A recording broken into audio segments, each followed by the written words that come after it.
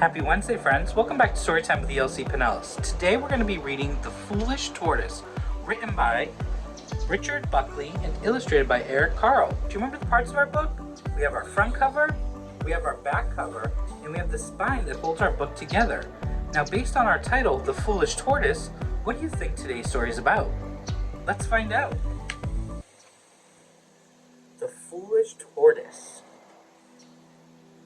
A tortoise, tired of being slow, impatient to get up and go. What do you think he's going to do? Let's see. Took off his large and heavy shell and left it lying where it fell. Hooray! He cried. Now I've been free. I'll see the world at double the speed. He doesn't look like a tortoise anymore. He looks like a lizard. Let's see what happens. Though faster, he was not express, and his protection was far less. So when he heard the hornets drone, a tortoise crept beneath a stone. A hungry bird came swooping past. He looked so fierce and flew so fast. The tortoise hid behind the trees and felt quite weak behind the knees. I don't feel safe. There's too much risk.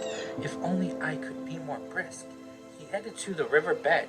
A fish swam up, the tortoise fled. Oh, stay away, tortoise. Along his way, our hero went, and almost had an accident. A snake opened his jaws and slid near. The tortoise backed away in fear. Without his shell, he has no protection. A hare, a hound, and a horse raced by. So rapidly, they seemed to fly. The tortoise gasped, sat goggle-eyed. I'll never be that quick, he sighed. He wandered on, the sun rose high. I wish I had some more shade, he cried. And a sudden thunderstorm swept in and soaked the tortoise to the skin. Looks like he's all wet now. The wind rose up, and soon the breeze was bending branches in the trees. The tortoise shivered. Now I'm cold. I wish I hadn't been so bold. Look, the tortoise is right there. He looks so cold. I think I've lost the urge to roam. I think it's time that I went home. Without my shell, I don't feel right. So when his shell came into sight, he climbed back in and said good night.